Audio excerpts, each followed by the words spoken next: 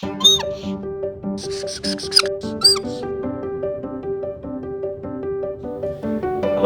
my name is Chetlen Crossnoe. I'm a family medicine doctor here at Grace Clinic, and today we're going to talk about eustachian tube dysfunction. But first I have a couple of disclaimers to make. The first thing is, like all medical conditions, this is something that can really only be diagnosed with a history and physical by a professional. So if you think this is the problem you're having, you do need to see your doctor. The second disclaimer is that this really only applies to adults. Children, especially under age 10 or 12, have a really different anatomy and physiology due to their different head size and development. And so this doesn't apply to children. This is really teenagers and older. So eustachian tube dysfunction. This is not something that people know about very often, but it's actually a very common problem. Several times a month I have somebody come into my office and they say that they come in with a complaint of their ear feels full, maybe their hearing is muffled, and maybe they're having some pain. And sometimes they think they may have an infection, or they think that maybe they have earwax.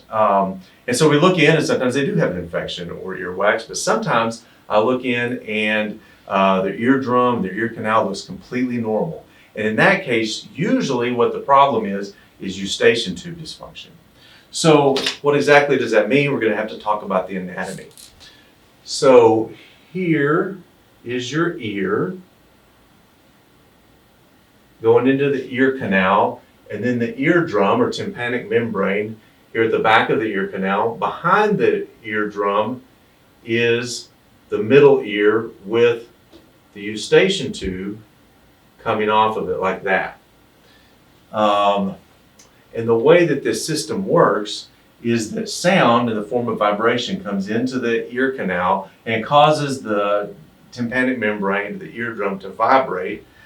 The vibration is then transmitted with these little bones, the malleus, the incus, and the stapes that you might remember from elementary school, into a little window in the back of the middle ear where it's conducted to the inner ear, where is the cochlea, the little thing that looks like a snail, and the semicircular canals, which controls your balance. The cochlea is where the vibration from through the middle ear is changed into an electrical signal that goes to your brain, which is a really interesting story, but it's really not part of what we're talking about today. What we're interested in is what's going on in the middle ear. Because in order for this system to work properly, the tympanic membrane, the eardrum, has to be able to vibrate freely, which it can only do if there's air on both sides of the tympanic membrane, not fluid or pus or earwax, but air on both sides, and it has to be at the same pressure. And that's really the problem. Because as you know, pressure in the outside world is, the air pressure is changing all the time. It changes with the weather, it changes with elevation. It really changes if you go in an airplane and they pressurize the cabin. So what you have to do in a situation like that is, you have to yawn, you have to do some maneuver, something like that, to open up your eustachian tubes, right? And if you don't do that, if you can't do that, then what happens is the pressure changes and you start to have problems. If the pressure is higher in the middle ear than outside, then the eardrum actually bulges a little bit. It doesn't move freely, and so you can't hear properly. It feels muffled. It sounds muffled. It feels full, and it may even hurt. If pressure is higher on the outside than the inside, then the eardrum retracts a little bit, and again, it feels muffled, and it may even hurt if it's bad enough.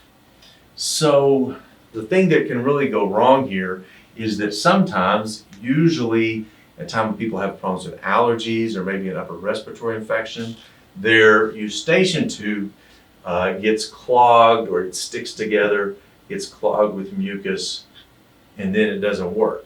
And then they try to do that maneuver, but they can't, and then they get this feeling of fullness in the middle of the ear. It's very common, a lot of times associated with upper respiratory infection or allergies or something like that. So then the question is, so what do you do about it? Well, There's several things you can do using over-the-counter medications and a variety of things. First of all, you got to make sure you're well hydrated. The covering of the eustachian tube here is mucous membrane. It's a lot like the inside of your mouth. If you're too dry, what happens? The inside of your mouth, it kind of sticks together, right? Well, the same thing happens in the rest of your mucous membranes. That eustachian tube can kind of stick together and won't open properly. So you have to be well hydrated. Second, you have to you can try taking an over-the-counter medication called Mucinex, or guaifenesin is the generic. What guaifenesin does is it causes you to secrete more mucus, but it's actually more watery and thinner, so it can drain more easily. It's also used for an expectorant to help us cough stuff up, but it works in the sinuses and it works in the all the mucous membranes to help things to drain more easily. And then you can also get an over-the-counter nasal steroid, something like Flonase or Nasacort, or there are a variety of them also available by prescription.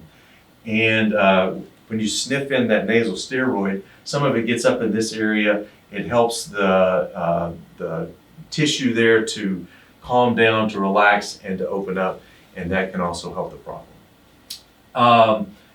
One more thing that I often tell my patients, this is really not, this is just my personal observation. I've noticed that since I've been doing these presentations for 10 years now, several times a month, I don't have problems with this anymore because I'm always demonstrating to people how to open their eustachian tubes. And so I recommend sometimes that people try to do that several times a week or maybe a few times a day, set your alarm, and then periodically try to open your eustachian tubes and kind of get those muscles used to doing that if you have a problem with it.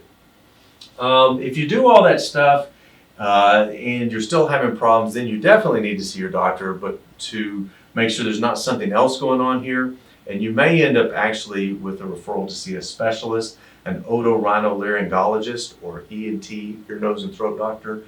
And they have a number of different things that they can do. In the end, if it's really necessary, they can actually put a pressure equalization tube in there, a PE tube, which actually goes through the tympanic membrane and opens that up to allow air to move back and forth that way. It's similar to what children get if they have chronic ear infections. So I hope this has been some good information for you. Thank you for watching.